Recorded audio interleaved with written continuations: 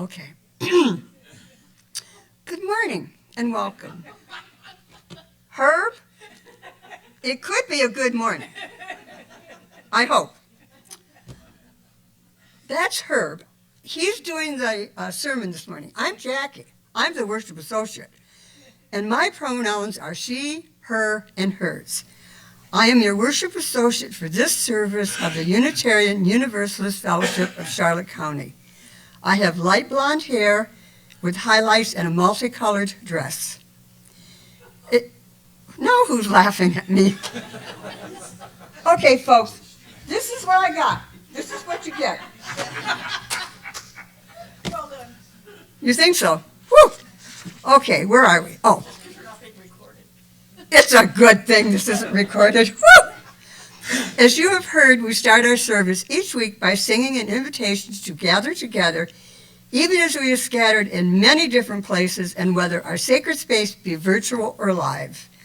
Let's see, now I got to do this. This service will be recorded on UUFCC YouTube channel after the service, and this is due to technical difficulties. Right, Corey? Right. Okay, I'd like to remind you of a couple simple procedures that will help our service and broadcast run smoothly. This will be a good time to put your phones in meditation mode. And for those who are with us virtually, you may wish to have a chalice or candle available for our chalice lighting ritual. For those in the sanctuary, we ask that you socially distance as appropriate and use masks in the sanctuary. I also wish to express my gratitude for those who make this service possible. Supporting technology, Corey. To all the people that worked on restoration of these grounds, and there are so many, I want to just thank you so much. And I also want to thank particularly our energetic bunny, Dennis. He like goes. To our membership committee and their team of greeters, to Mary Jane and Sandy for their behind-the-scenes assistance, and for Lynn this morning, who has volunteered to hand out the hymnals, and to the summer singers, and there's not many of us today, and our other we don't have other UU congregations singing because there's no technology. Okay, we're past that. Okay, this is where it gets hard for me because I'm going to cry. Okay, with tears in my eyes and a lump in my throat, I sincerely welcome all of you. The devastation, physically and emotionally, has impacted all of us. I wish I could hug all of you, but the courage I have witnessed is awesome in this fellowship. Everyone is welcome here. Whatever your faith or the country of your heritage, you are welcome here. Whoever you are and whomever you love, you are welcome here. Whether you are relatively new to our community or have been an active member for decades, you are welcome here. We are glad you chose this congregation as a place for your worship today. Is anybody new here today? Well, hello. Could you please tell us your name? I'm Gary Rousseau. Nice to meet everybody. Well, welcome, Gary. Oh, and if you have any questions, feel my mind is like in a hurricane. It's going all over the place. What was I going to say? Oh, if you have any questions, feel free to ask our greeters this afternoon or this evening, today. Okay, if you're at home and would like to learn more about our fellowship, you can email Mary Jane at office@uufcc.org or visit our website, uufcc.org. And wherever you are, we're glad you have chosen to spend your time with us this morning. Our theme for this month is courage, and our speaker is going to be Herb. Right, Herb? Yes, ma'am. Of course. We will now open the sacred space by turning our attention to the chalice through words by Peter Slomowski. The Reverend Dr. Peter Dolek Slomowski is minister of the Prague Unitarian Congregation in the Czech Republic. May this flame remind us that every one of us can bring the light of love to the world. May this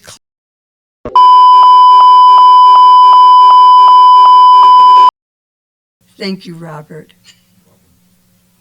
I invite you now to light your home chalices or candles. For the prelude, we are going to be singing in the Gray Book, hymn number 318, And We Would Be One. And we have the choir, but please, please, please help this choir sing.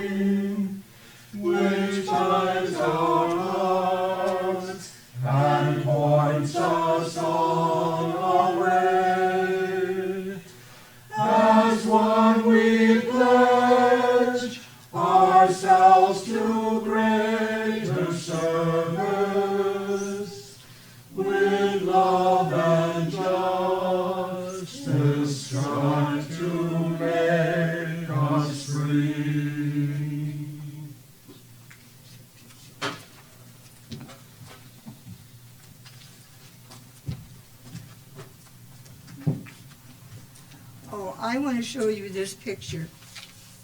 This was brought to us by Sue. She's one of our members. And this is like another example of courage. And I think it's a beautiful, beautiful picture and says so much. Thank you, Sue.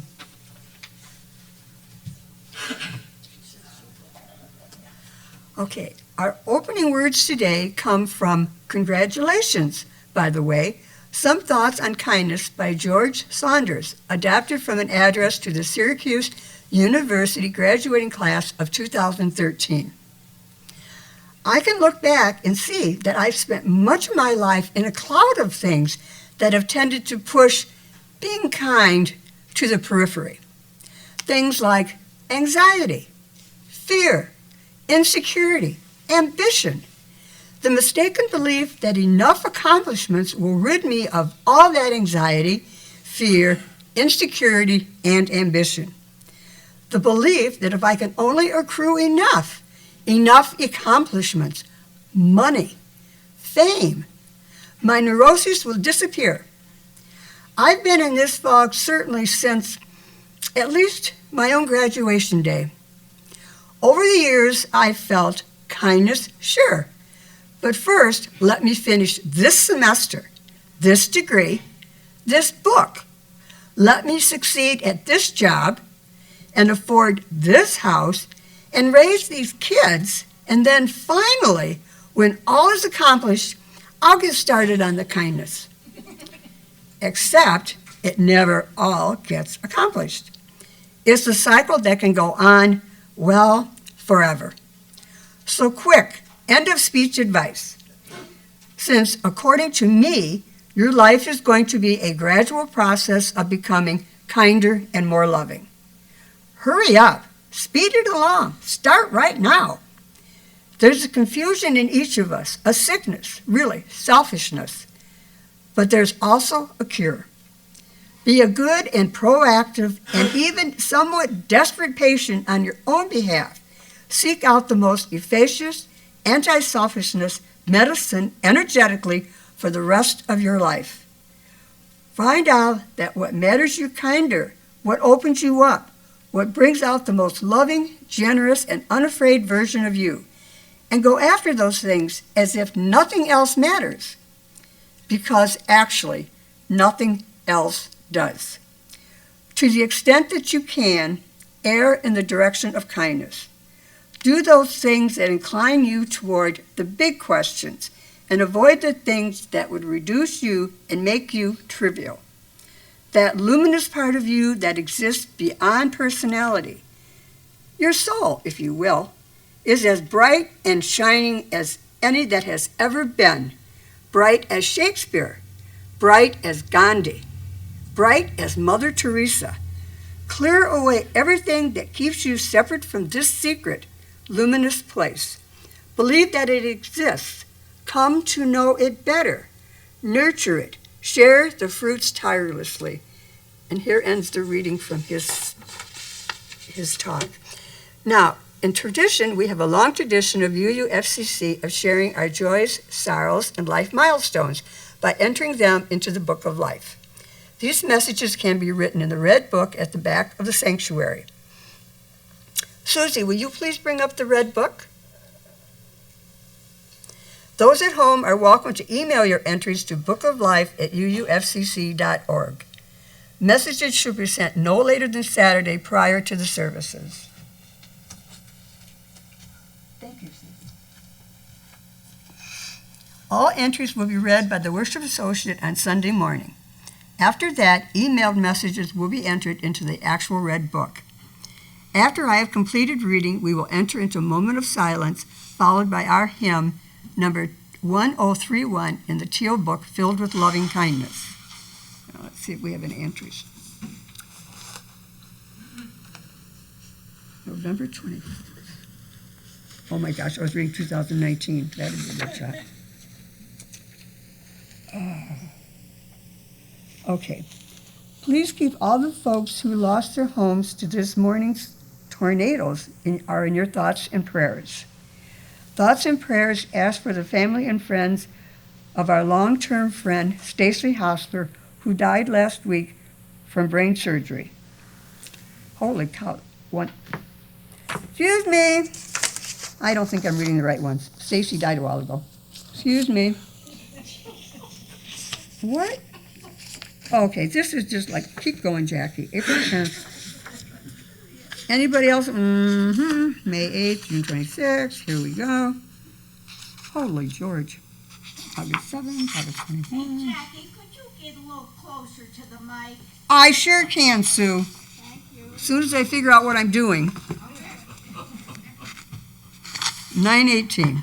Let's see. I think that's the last one. Yes. I don't see anything new. No, I don't see anything new. Okay, Sue? Okay. Well, I'm sure there are unspoken joys and sorrows that we all are experiencing, and I'd like to hold one another in love and tenderness so that this fellowship may be a source of strength and comfort, courage and hope in the days and weeks ahead. Let us take a moment of silence, please.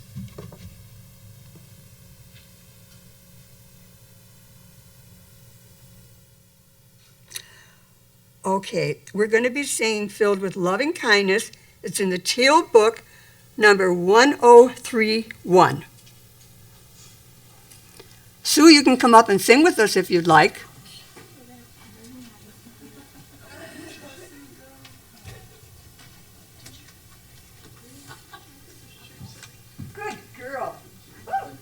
like your shoes.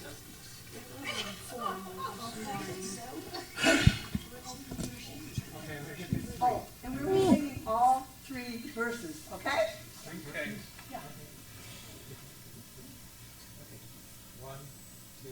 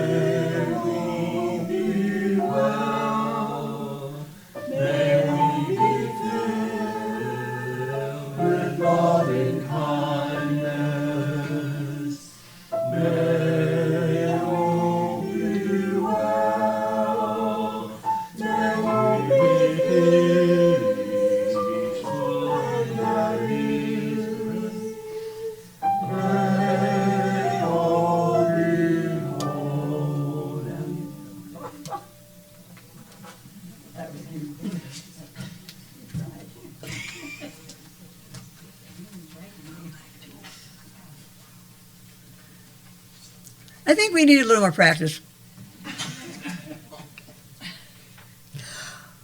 Okay, today our speaker is Herb, and he's going to be speaking on courage.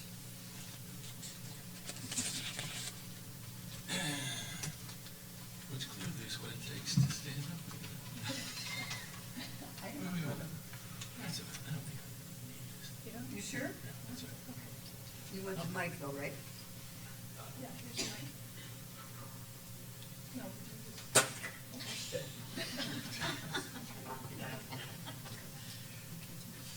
This is one of those days.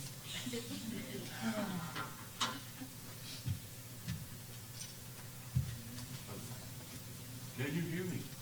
No. Are you better off?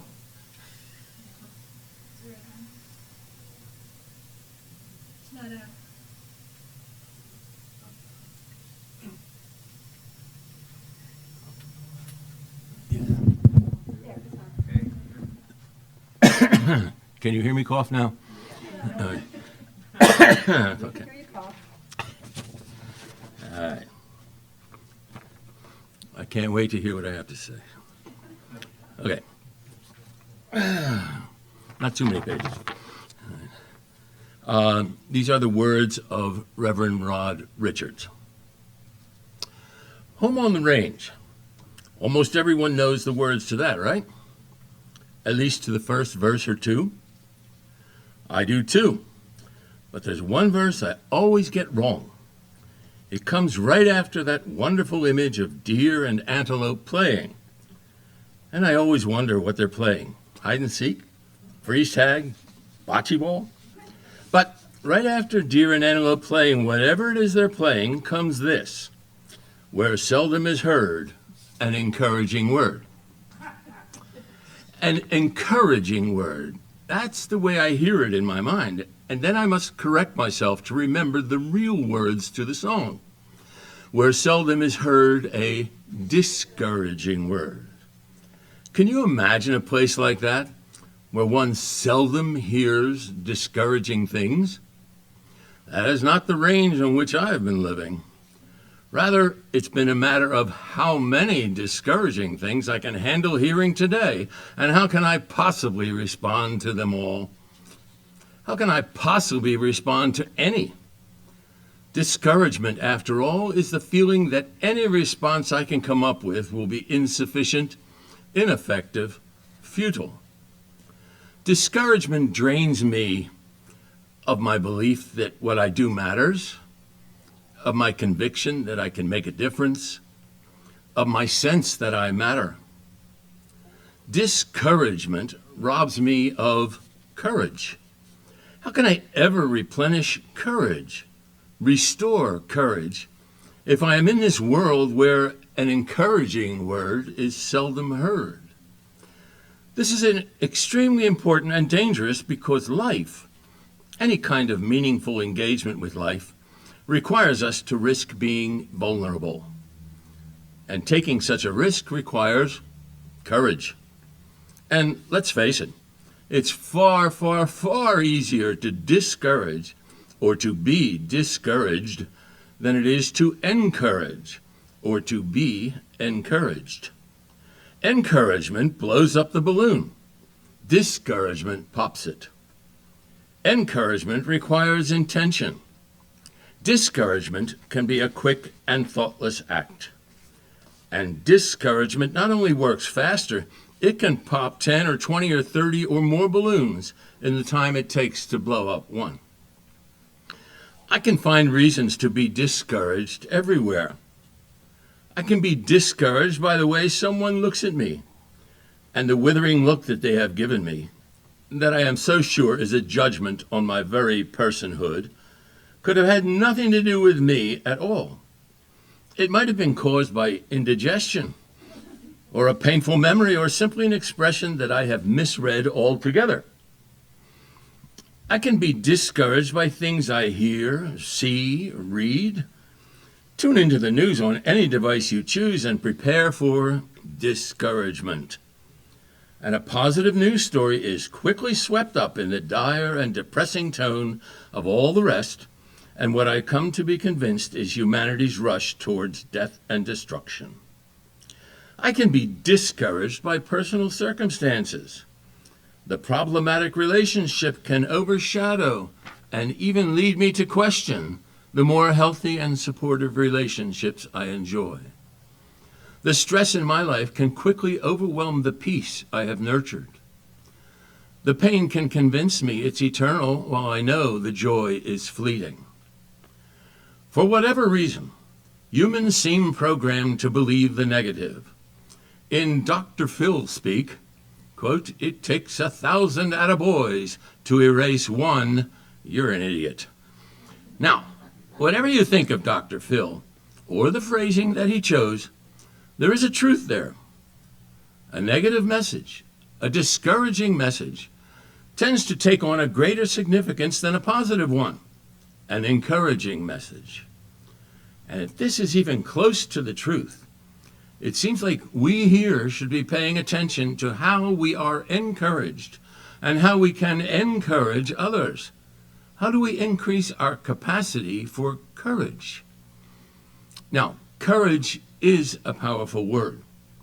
To be seen as courageous is no small thing. Then why is it, I wondered, that encouragement and discouragement sound to my ear, well, kind of wimpy? They just need a little encouragement. Or, yes, the news is kind of discouraging. They are often used with mild modifiers that make it seem like they are slight alterations, one way or another, in our feelings. Also, rather than being associated with courage, many of the definitions of encouragement and discouragement seem to have more to do with controlling, or even less charitably, trying to manipulate a situation or guarantee a particular outcome. Here are a couple of definitions of encourage from the online Merriam-Webster dictionary. To urge. They encouraged him to go back to school. To foster. government grants designed to encourage conservation. Now, granted, those are second and third definitions, but culturally speaking, I think they've become primary. We encourage and discourage particular behavior. We encourage not people, but particular outcomes. Or we encourage people only insofar as they help us achieve particular outcomes. Examples: yes, you should encourage more of that. Or, no, don't encourage them to do that. But is that all that encouragement means? What does this have to do with its root word? That word which I have decided is so crucial to living itself. Courage. What if I want to encourage a person and not a plan? What if I wish to recapture the first definition of encourage in the Merriam-Webster Online Dictionary? Quote, to inspire with courage, spirit, or hope. So I looked closer to home, to this home, our congregation, and I began by reading our mission. No mention of courage. I searched our covenant. No mention of courage. I searched our 6 sources listed in the front of your hymnals. No mention of courage. And finally, our 7 principles, also listed in the front of your hymnals. 1 mention of courage. And not courage all by itself, but sandwiched within that word, encouragement. Our 3rd principle says, we covenant to affirm and promote acceptance of one another and encouragement to spiritual growth in our congregation. There it is, and it made me wonder how often I had skipped over this principle as a nice but fairly passive statement. Yes, we'll be nice to each other and accept and encourage. Okay. Let's get on to the real stuff, changing the world, interdependent web, search for truth. I tend to dismiss the importance of what is right here in this step, acceptance and encouragement. And today, I especially want to highlight the word encouragement. What is this principle calling us to do? At first glance, it may appear that encouragement here is directed not so much toward a person as an outcome. We are not just encouraging people, but encouraging spiritual growth. Isn't that a little directive, controlling, even manipulative in a spiritual sort of way? I would say no. And here's why.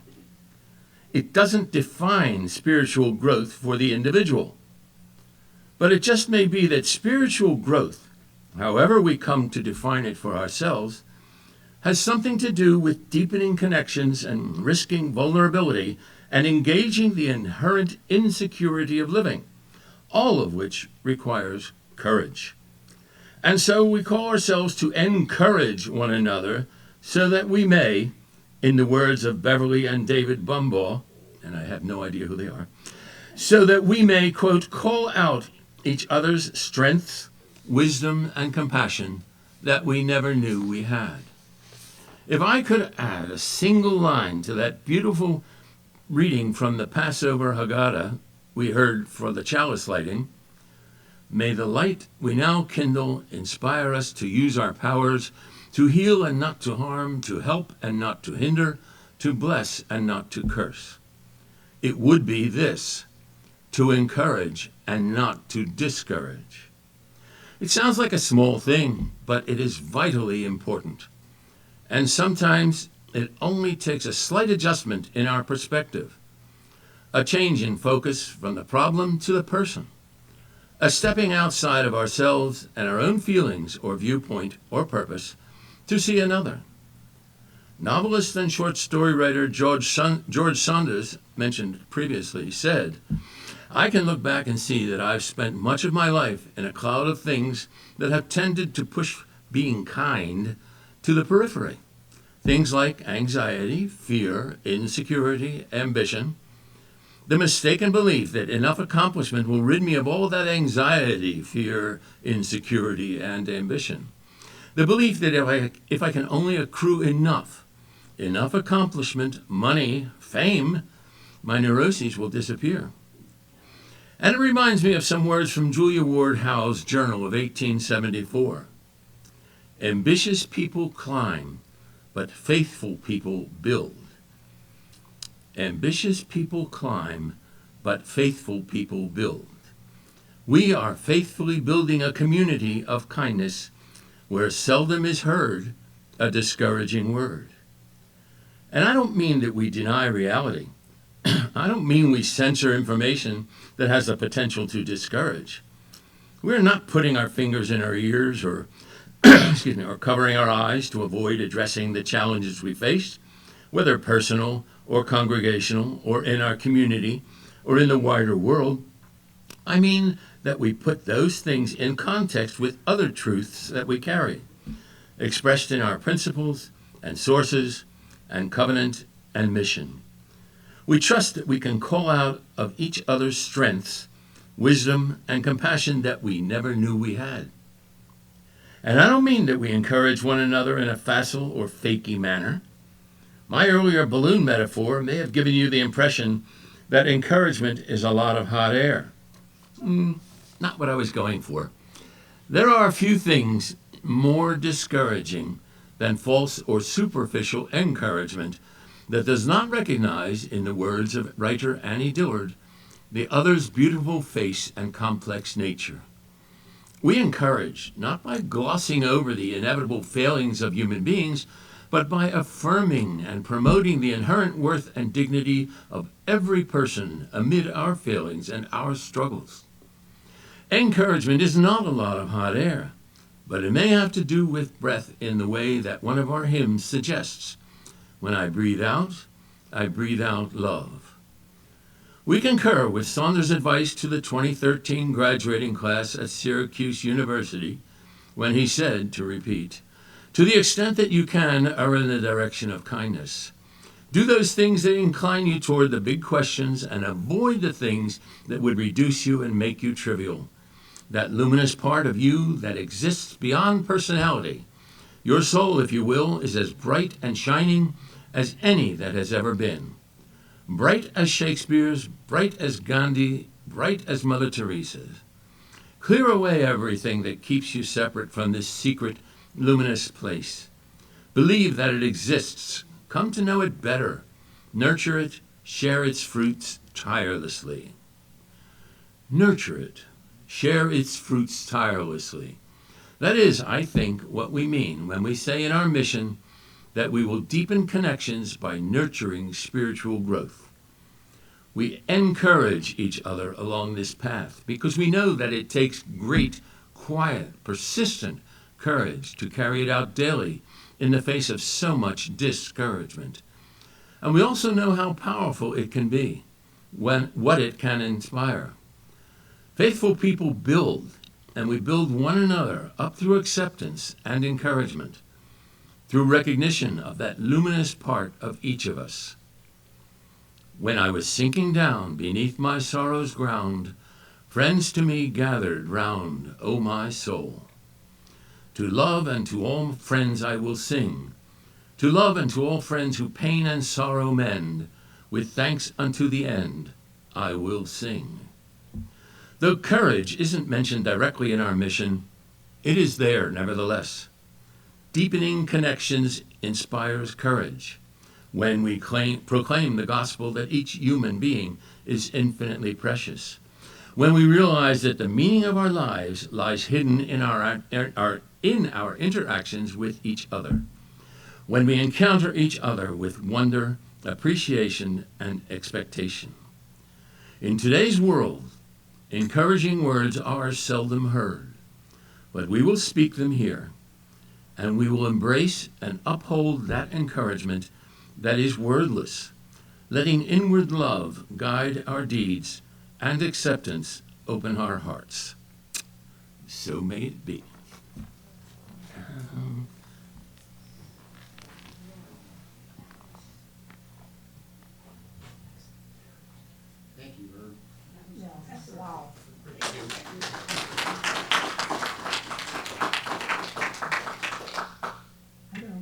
after that.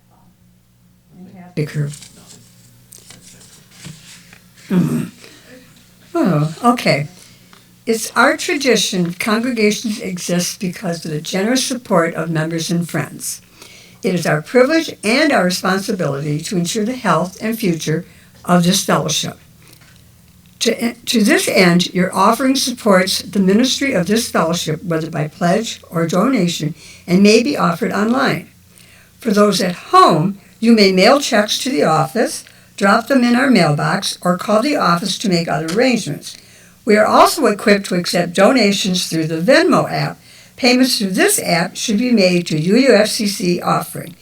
Your generosity is always appreciated. If you are with us for the first time, do not feel obligated to give. Your presence is our give. Today, while the greeters pass the baskets, if you have checks for the second donation or for the endowment or anything, please put them in the basket. And while they're passing the basket, the choir is going to sing from the Gray Hymnal, number 402, From You I Receive.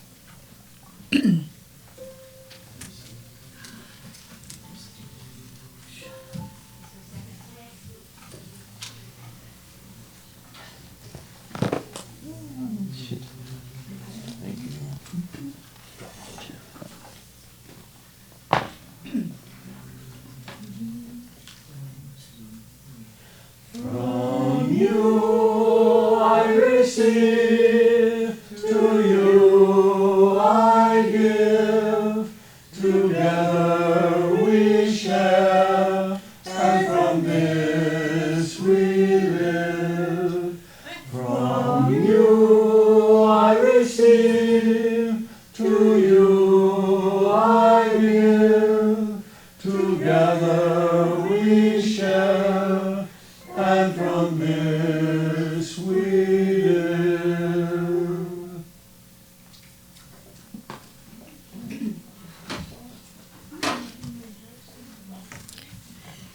Thank you. Okay, now we do the life of the community. It's time to highlight UUFCC special events and activities. Please remember to check your weekly UUFCC updates, which includes a calendar and links for connecting via Zoom or in person, and describes all kinds of fun things coming up. Also, make sure that you regularly visit our constantly updated website. Additionally, if you would like to have your fellowship events highlighted during the service, you can email the worship associate at bookoflife@uuufc.org. And today, I have an announcement that there will be no art committee meeting today. And this is something that I want to say. Thanksgiving, we have leftovers. After the hurricane, we have leftovers.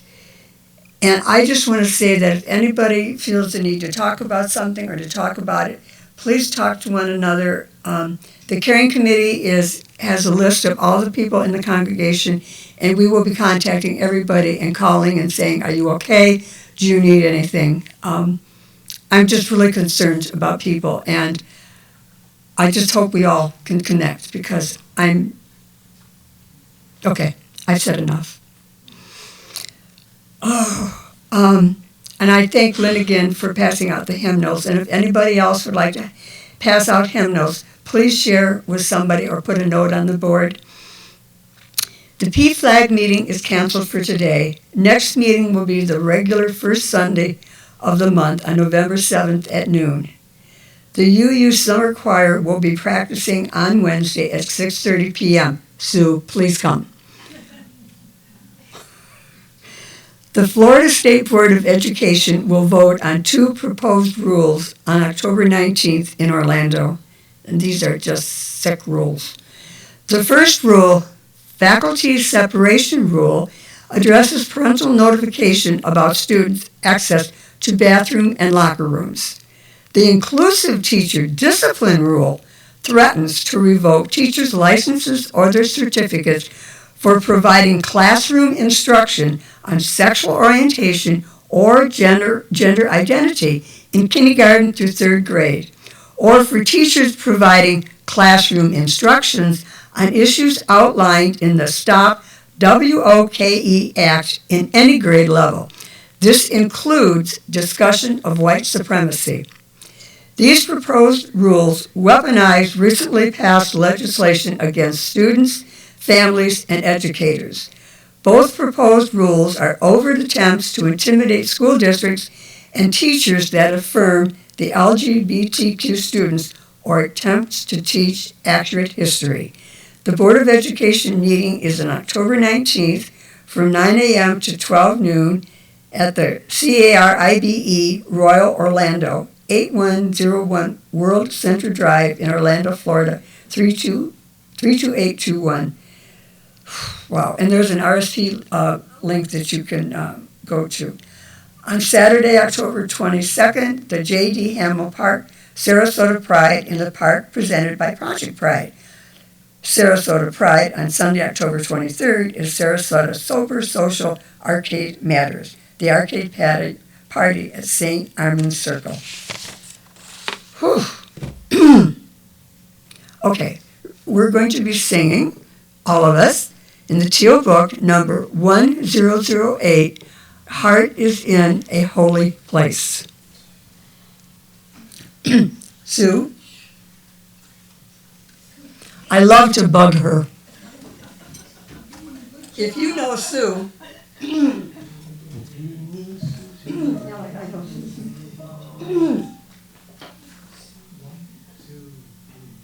When our heart is in a holy place, when our heart is in a holy place, we are blessed with love and amazing grace. When our heart is in a holy place, when we trust the wisdom in each of us, every color, every creed and kind, and we see our faces in each other's eyes, then our heart is in a holy place.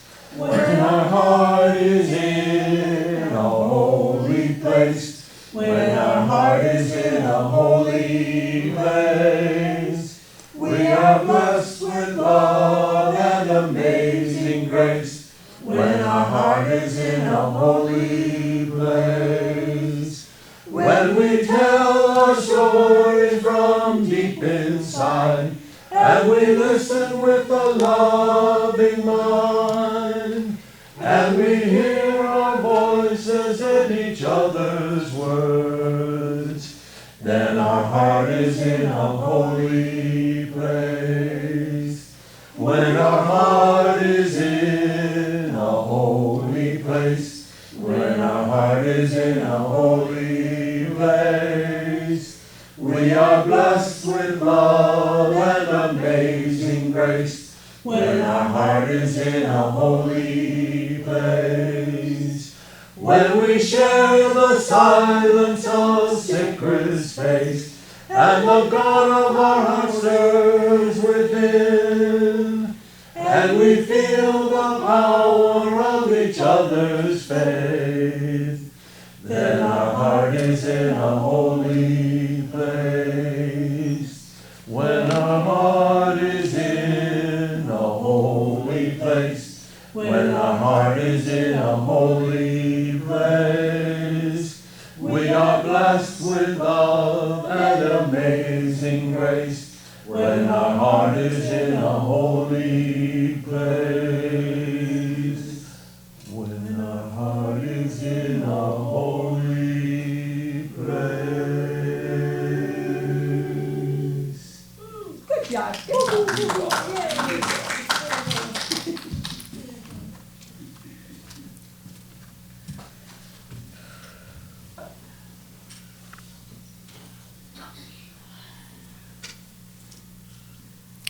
Our closing words are by Reverend Tanya Marquez. She is an ordained UU minister, spiritual director, and chaplain resident. Her ministry is influenced by her immigrant and Franzia experience. Tanya strongly believes in the healing power of words, community, and ritual. Do not fear agitation, for agitation is the rhythm of life itself, to be put into motion, to be stirred. Do not fear the moments that decenter what you always thought permanent. You carry within you the center of your understanding, the compassion to show you the way. Carry with you the love that will hold you, the vision that will guide you, the relationships to all beings, and the world that will ground you. Go in peace and in gentle agitation to stir this world to the side of love. We will now extinguish the chalice, but not the light of hope, the fire of commitment, or the warmth of community. And I gotta say, thank you so much. I love you all, and my brain's like a hurricane in the eye of but you gotta know I love you all, and I'm so glad you're all here. Thank you. As you leave, those who need a smooth surface to exit the building, feel free to exit out the double doors, and please enjoy the patio for our social time. Coffee will be available through our weekly volunteers, and if you'd like, you can sign up to be one of those volunteers. Thank you. The last music we have is in the Teal Book, number 1057, Go Lift It Up. And time to wake up your phones.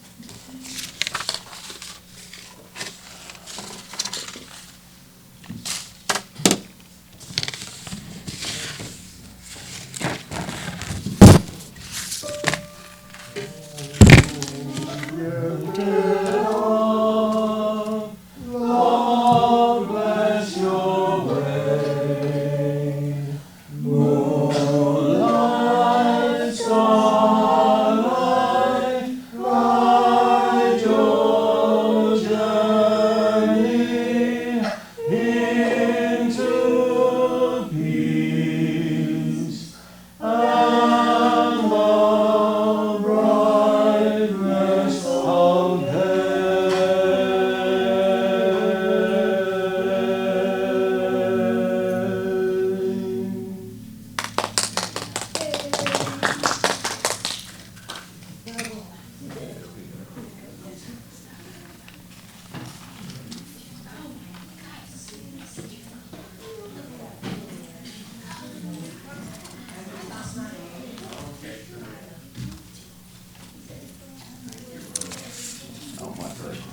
Thank you so much.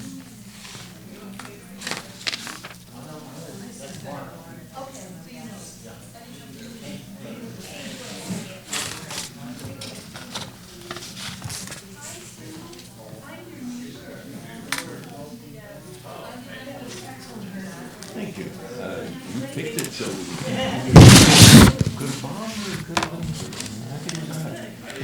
been.